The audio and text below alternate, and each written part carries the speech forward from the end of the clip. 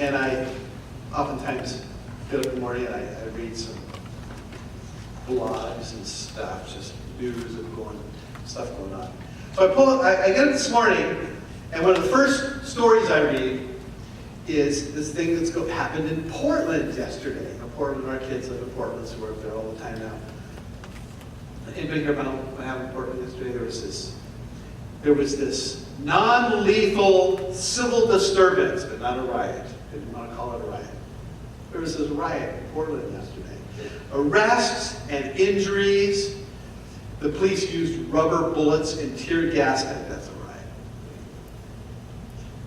Demonstrators had called a demonstration. They were the Patriot Prayer Group and the Proud Boys, and they gathered at the park on the river. And then across the street there were hundreds of demonstrators that were holding signs and screaming, "Go home Nazis." And the demonstrators were counter-protesters of unions and immigrant rights advocates, right advocates, socialists and other groups. And it included people that were dressed as clowns, and they had a brass band blaring music. Sounds like a party. Sounds like an entertaining football game or something. You know, sometimes I think the world is kind of coming apart at its seams. When we take protests like this and they become entertainment moments, there's something wrong with that. And these protests, there are all kinds of different events that seem to be going on that are one extreme group with this view and another with that group. And there's this sense of atomization. Atomization is a word based on the idea that atoms are very separate entities that bounce off each other and kind of pull apart from each other. And we're seeing that all over our country, aren't we? All over the West, actually. We have the coastal states and then the flyover states. We have the baby boomers with some values and millennials with other values. We have citizens with one belief and immigrants with another. We have racial divisions, educational attainment divisions, and we have gender divisions. We have the state of California wants to break up into 3 or 4 or 5, whatever it is, different states. European Union has just lost. Britain that exited. They're trying to keep the rest of the thing together. We have trade negotiations with other countries and between countries that are breaking up, which is separating them. We have people who are called into divisive groups. Make America great. Give everybody free tuition. Black Lives Matter. We have those things that we do that tell the world who we are. I wear a rainbow flag because I'm with them. I wear a cross because I'm with them. I have a Darwin fish on the back of my car because I'm with them. We drive a Prius because I'm green. We drive a big honking gas-sucking SUV because I don't care about that global warming stuff. Right? Where I mean, you know, we all got our tag, don't we? You know, when we do this at a football team, at a football game, us against them, it's kind of fun. But when we do it in a park in downtown Portland with people with pistols stuck in their belts and masks on so they can't be seen, it gets scary. And increasingly we're falling into that. We see more and more of that. And the way these groups keep themselves together is they eat from the same table. They drink, they listen to the same news. They hang out with people with like views. They live in the same areas, neighborhoods, types of places. And then even more frustrating than that, believe it or not, is the fact that the values of these groups are oftentimes pretty short-term. Today's normal can be tomorrow's totally unacceptable. Sociologists call this a liquid culture, a culture that has no mooring norms that everybody can kind of gather around. It changes so much that you just can't keep up with it. And that causes people to fly apart as well. There used to be ways we were brought together, organizations. I used to work for the Boy Scouts. People used to say, Boy Scouts, oh, we all agree. Boy Scouts were wholesome, they taught kids. Today, what's that? Now you don't even hear about the Boy Scouts anymore. Well, yeah, but they lost a lot of members since the 60s. But you have heard about them recently because they took some very strong positions on recently, including girls, and now girls can be Boy Scouts, on allowing homosexuality, because before that they said that was not morally correct, but now they have embraced it as morally correct, allowing the Scoutmasters and people have some problems. So now the Boy Scouts have staked out their position, and some people are enthusiastic and that's just wonderful, it's about time, and other people are horribly angry at that. Businesses used to be about making customers and making money, and they still certainly are, but now they're also used as a bludgeoning tool to get people in line.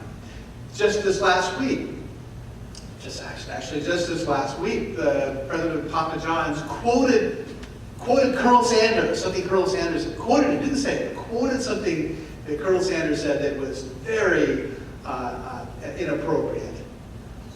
And the CEO lost his job for saying something that you can't say today, but somebody had said 30 years ago, and he lost his job. The guy from Google who wrote a memo saying, we ought to ask ourselves, why women and men look at being engineers differently? And is our big push to have all these women engineers good for us making the best engineers? It was a question. It wasn't making a comment, it was a question. But he rose that question, and he was vilified, and he was fired for that. Businesses have got to be politically correct. And if you're not politically correct, you're out. Business is not just about business any longer.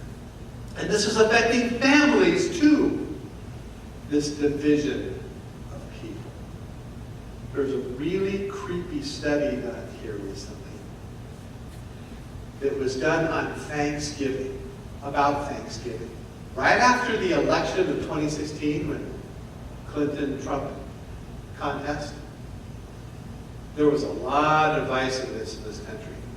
And it led into Thanksgiving. And a study was done where they tracked cell phones, which is pretty creepy, and they could track where cell phones were and how long they were there. So they were able to track people from a conservative area who on Thanksgiving Day went to a liberal area, and they could track how long they were there.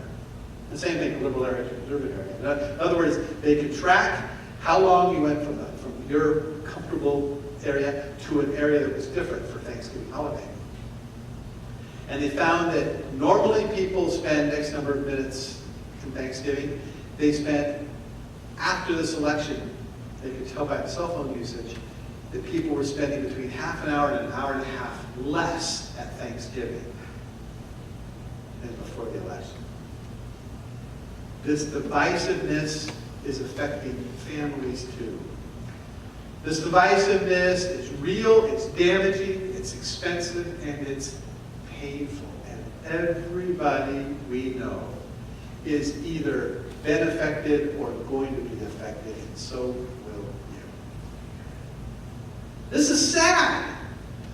This is disturbing. This is unraveling. It's discouraging. But it is into this environment. It is into this discouragement and concern that God brings the freshness of His presence and His power. And it's into this mix that He begins to do some exciting things. See, He has created a solution.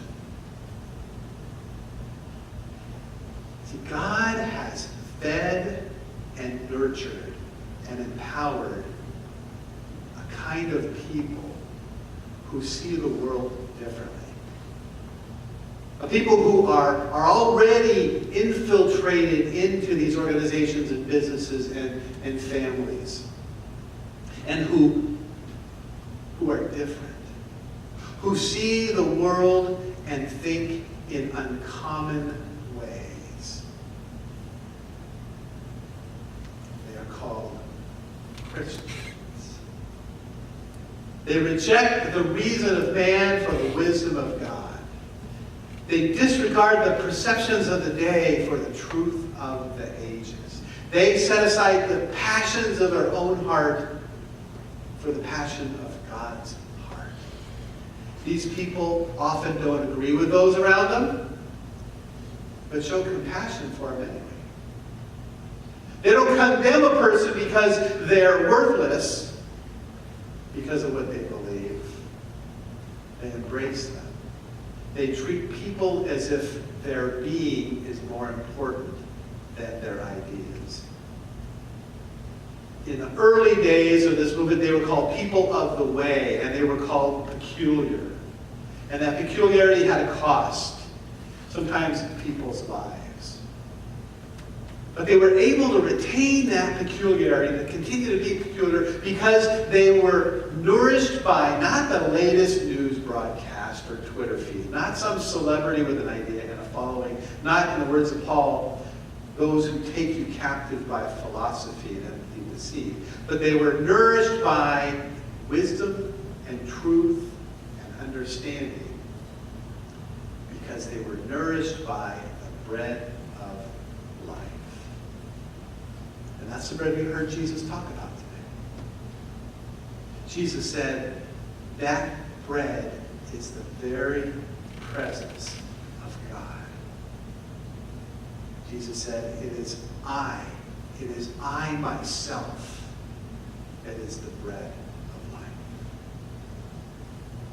And this bread is very powerful stuff, and it goes with people accomplish some amazing things. They went up against this brutal, strong Roman culture with only the power of their steadfast, determined love.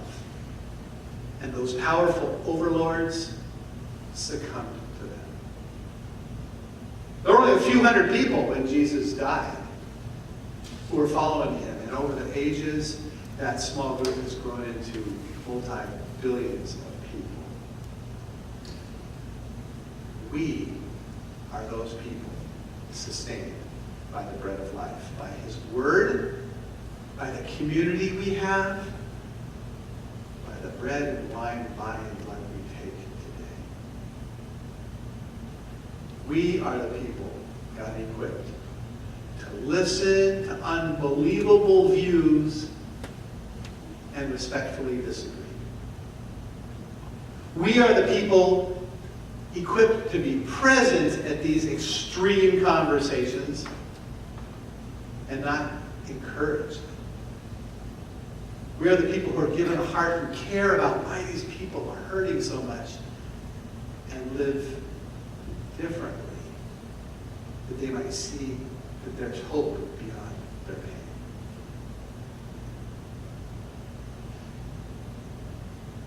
These very times of division and separation and violence may be our moment.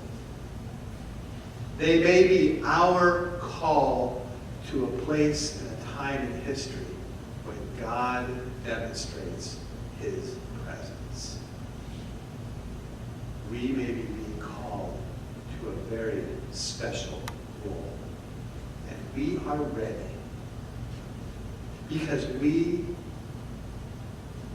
have been equipped with the bread of life that sustains us, that connects us together, and empowers us to give a message that's different to those around us.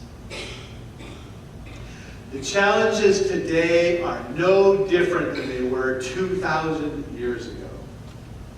And the power of God in the world is no different than it was 2,000 years ago. And the heart of God for the broken people of the world is no different than it was 2,000 years ago. Jesus said, for the bread of God is he who comes down from heaven and gives life to the whole world. It's tough out there right now, and it may be getting tougher. But God has not abandoned the people that have abandoned him. He has given them us peculiar people. Willing to be different, willing to be present, willing to be compassionate even when it's really ugly. It's not an easy role, but it is a rich one. And we are well trained and well fed, and we are ready, and we know we do not do it alone. This may be our time. This may be your time. It certainly is Jesus' time. In his name, God's people say,